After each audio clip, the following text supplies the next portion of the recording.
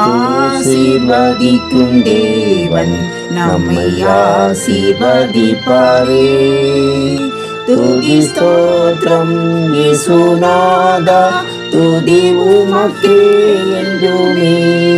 இன்று ஒரு வசனம்.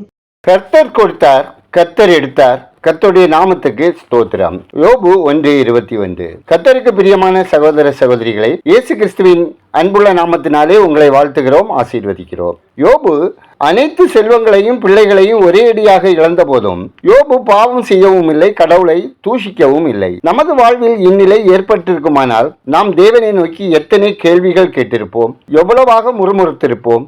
ஏதோ நமது பிள்ளைகள் சொத்துக்கள் அனைத்தும் நமது பிரயாசத்தினாலும் திறமையினாலும் சம்பாதித்தது போல அழுது புலம்பி இருப்போம். யோபு இந்த உலகத்திலும் நிர்வாணியாக வந்ததையும் தனக்கிருந்த செல்வ பெருக்கங்கள் பிள்ளைகள் அனைத்தும் கர்த்தர் ஒருவராலேயே தனக்கு கொடுக்கப்பட்டது என்பதையும் உறுதியாக அறிந்திருந்தார். அவர் கொடுத்தார், இப்பொழுது எடுத்து விட்டார். எதுவும் எனக்கு சொந்தமானது அல்ல என்ற உறுதி, அந்த நிச்சயம் யோபுக்குள் காணப்பட்டதாலேயே தேவனை குறை கூறவும் இல்லை, அதனால் பாவம் செய்யவும் இல்லை. இன்றைக்கும் நமக்கு அன்பானவர்களை இழக்க நேரிடும் போது தாங்க முடியாமல் அழுது புலம்புகிறோம். அது தவறல்ல.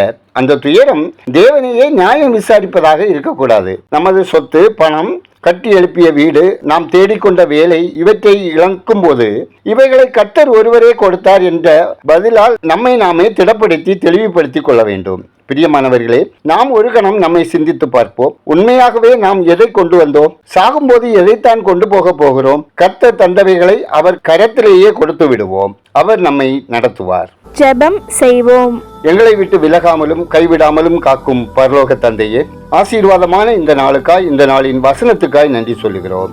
அப்பா, இந்த உலக வாழ்க்கையில் நாங்கள் பெற்றிருக்கும் அனைத்துமே நீர் எங்களுக்கு கொடுத்தது என்றும் எதுவும் எங்களுடையது அல்ல என்ற சிந்தையும் எங்களை ஆட்கொள்ள உமது சமூகத்தில் முற்றிலுமாக எங்களை தாழ்த்துகிறோம். ஆண்டவரே, பணப்பிரியராக, தாய் தகப்பன்மாருக்கு கீழ்ப்படியாதவர்களாக, இச்சையடக்கம் இல்லாதவர்களாக, துணிகரமும் எருமாப்பும் உள்ளவர்களாக வாழும் கிறிஸ்தவர்கள் ரட்சிக்கப்படவும் மற்றவர்களுக்கு முன் இடரல் இல்லாத உண்மையுள்ள சாட்சிகளாக வாழவும் ஜெபிக்கிறோம். கர்த்தாவே, இன்று ஒரு வசனம் கேட்கிற ஒவ்வொருவரும் பாவ சாப கட்டுகளிலிருந்தும் வேதனை, துன்பம், துயரங்களில் இருந்தும் விடுதலை பெற்றவர்களாக ஆசீர்வாதமாக வாழ ஜெபிக்கிறோம். ஒவ்வொரு குடும்பத்திலும் கர்த்தருடைய ஆளுகை வேண்டும் எனவும் பலவிதமான பிரச்சனைகள் மனதை அழுத்தும் பாதங்களினாலே சோர்ந்து போய் இருக்கும் ஒவ்வொருவரும் இடைவிடாமல் இரட்சகரை நம்பி ஜெபத்திலே உறுதியாய் தரித்திருந்து வெளியரங்கமான பலனை ஆண்டவரிடமிருந்து பெற்றுக்கொள்ள ஜெபிக்கிறோம். தேவனே, பிள்ளைகள் காலத்தை பிரயோஜனப்படுத்திக் கொள்ளவும் மொபைல் போன் போன்ற காரியங்களுக்கு அடிமைப்பட்டு விடாமல் நன்கு படிக்கவும் கர்த்தர் ஞானம் தந்தரல ஜெபிக்கிறோம். திருமண வயதில் வரன் தேடி கிடைக்காமல் காத்திருக்கும் பிள்ளைகள் அனைவருக்கும் கர்த்தர் தாமே ஆவிக்குரிய வாழ்க்கை துணையை தந்தரல ஜெபிக்கிறோம். குழந்தைகளுக்காக பல ஆண்டுகளாக ஜெபித்து வரும் குடும்பத்தினருக்கு குறித்த காலத்தில் கர்த்தர் தம்முடைய வாக்கை நிறைவேற்றி அவர்களை ஆசீர்வதிங்க.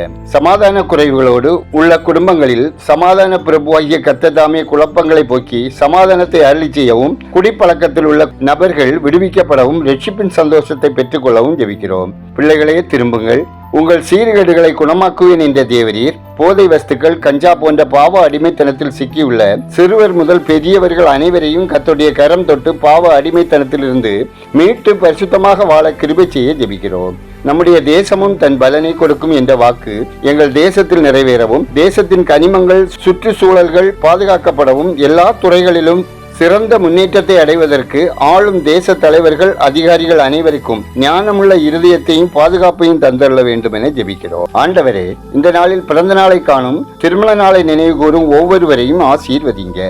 பயணம் செய்கிறவர்கள் போக்குவரத்தில் ஆசீர்வதிக்கப்படவும், ஒவ்வொருவரின் தொழில், வேலை, வியாபாரம், விவசாயம், முயற்சிகள், விருப்பம், எதிர்பார்ப்புகளில் உங்க வழிநடத்தலும் இரக்கமும் வேண்டும் என ஜெபிக்கிறோம். கர்த்தாவே, உலகம் எங்கும் செயல்பட்டு வரும் ஊழிய ஸ்தாபனங்களுக்காக ஜெபிக்கிறோம். அறுப்புக்கு எஜமான் வேலையாட்களை அனுப்பும்படியும், தேவை மிகுந்த இடங்களில் சுவிசேஷ பணி செய்யும் மிஷனரிகள் எழும்பவும், தேவைகள் சந்திக்கப்படவும் ஜெபிக்கிற கொடுக்கிற குடும்பங்கள் ஆசீர்வதிக்கப்படவும் ஜெபிக்கிறோம். தொலைக்காட்சிகளில், வானொலியில், சமூக வலைத்தளங்களில் செய்தி அளிக்கும் ஊழியர்களது ஆரோக்கியத்திற்காகவும் கொடுக்கும் செய்திகள் மாற்றங்களை கொண்டு வரவும் ஜெபிக்கிறோம். எங்கள் ஜெபத்தை கேட்டவரே, அதற்கு பல் தருகிறவரே, உமக்கு நன்றி சொல்லுகிறோம். துதிக நம்மையுமே உமக்கே செலுத்துகிறோம்.